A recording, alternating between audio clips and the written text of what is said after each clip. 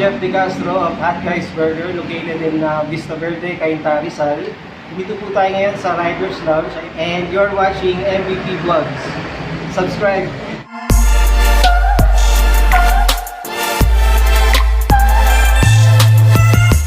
Good day sa inyo mga ka-MVP. Again, this is Mark and welcome back to our YouTube channel. Today, nandito ulit tayo sa may Rider Lounge. This is in FELIX Avenue, CAINTA, Rizal. Typical day, meron nagpapagawa, nagpapaservice. Sama natin ngayon si Sir Chad, ang kanilang, isa sa kanilang mga chief mechanic. Ano niyo, sir? Jeff De Castro. Jeff De Castro. Actually ako ng auxiliary light. Auxiliary light, sir. So kung hindi nyo natanong mga ka-MVP, again, isa yun sa mga services na ino-offer ng Rider Lounge. So kung aside from a repair, pwede rin kayo magpa-upgrade or magpa-modify ng mga scooters and mga bikes nyo. Patulad ng pinapagawa ngayon ni Sir sa kanyang AEROX. So check natin ngayon. Let's go.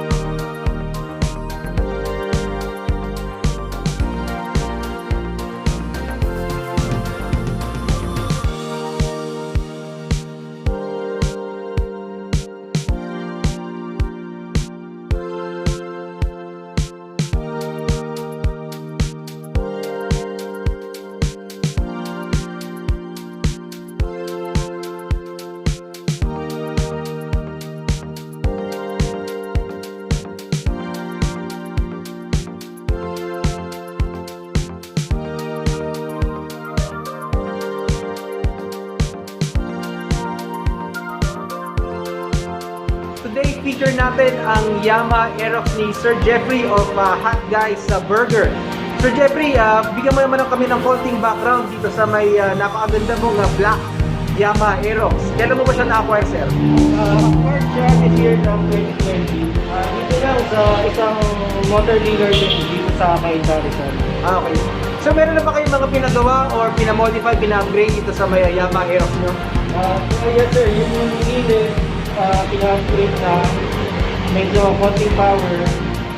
Yung muffler, yung mags, pinagtan ko ng mags din. Tapos ngayon naman, mini driving light.